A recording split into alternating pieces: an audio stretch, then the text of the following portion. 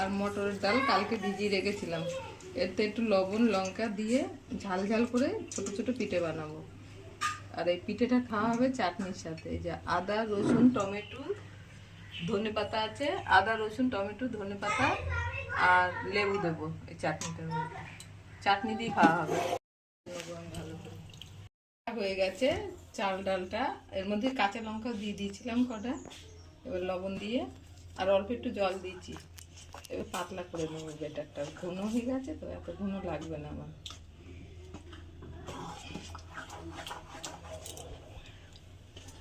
জল দেবো অল্প অল্প করে দেবো, হয়ে যাবে। বেশি হয়ে গেল তো। এরকম পাতলা ঘন রাখতে হবে। একদম পাতলা করলেও হবে না, একেবারে ঘন রাখলেও হবে না। এবার একটু রেস্টে রাখবো, 10 মিনিট রাখলেই হবে।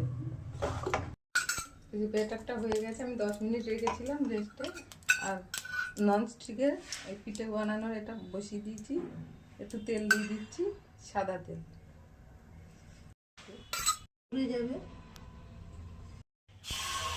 দেওয়া হয়ে গেছে, এবার ঢাকা দিতে হবে।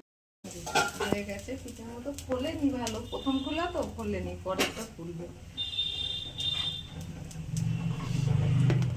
দেখেন কি সুন্দর হয়েছে, আবার ফুটো ফুটোও হয়েছে। এই যে ফুটো ফুটো হয়েছে, ফুটো ফুটো হয়েছে। পিঠে করে ফেলেছি আজকে, কিন্তু আর একদিন করবো, দুধে ভিজাবো।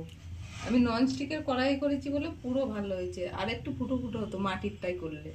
আমার মাটিরটা নেই, আমি ননস্টিকেরটাই বেশি করি সরা পিঠে। চাটনিটা হয়ে গেছে। চাটনি কি কি দিয়ে করেছি আগেই দেখিয়েছি। একটু সম্ভার দেবো, কড়াই তেলই দিতে হবে। তেলটা ওই চাটনিতে দিয়ে দেবো। হয়ে গেছে রেডি। সরা পিঠেটা দিয়ে খাওয়া। ঝাল পিঠে বলে আমি চাটনিটা বানালাম। যদি ঝাল পিঠে না হতো আমি দুধে ভিজাতাম। এটা দিয়ে খাবি, দেবো তোকে। ভিডিওটা ভালো লাগলে লাইক কমেন্ট অবশ্যই করবেন এবং চ্যানেলটাকে সাবস্ক্রাইব করে দেবেন।